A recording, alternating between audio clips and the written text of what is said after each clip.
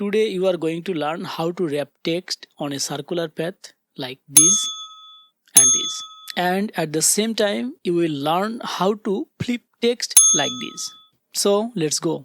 These borders, the Adobe logo and the dots are not our concerns for this video. Okay, let's move them outside the artboard. Now let's go to the rectangle tool, press and hold and select the ellipse tool. Let's draw a symmetrical circle. Let's flip the color from fill to stroke. Now go to the type tool, press and hold and select the type on path from this list. You can start writing anywhere on the path. Just click on and start writing. Now you can go with your own text. I'm going to write a demo text, your text here.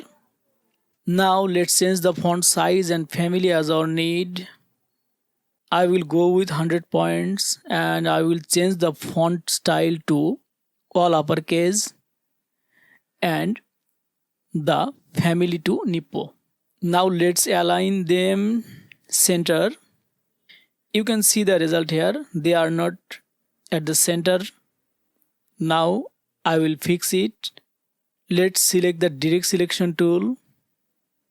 You can see the two little square here. These are the margin line for the text. I need to place them to the bottom anchor point of the circle. Let's hold it and drag it to the bottom point. Just drop here and do the same for the other one. Okay. Now you can see the position of the line. The line of the circle at the bottom of our text. We can edit this. Let's go to type, then type on path and click on type on path options. Don't be afraid to do any experiment here. Don't forget to check the preview box to see the live result. You can see here the baseline is selected. I will change it to center. You can give it a try and go with any of them if you need. Most of the time we need the center position. Hit OK. Let's increase the gap among the texts. Now let's make a copy of this for the bottom text. Just hold Alt and drag the circle. Let's change the writing here. Now I will flip the text. Let's go to type on path option again and check the flip box and preview and hit OK. Now just rotate it 180 degree. Make sure to hold the shift key. Let's select the both, align them center. Now you can do the others easily as your needs.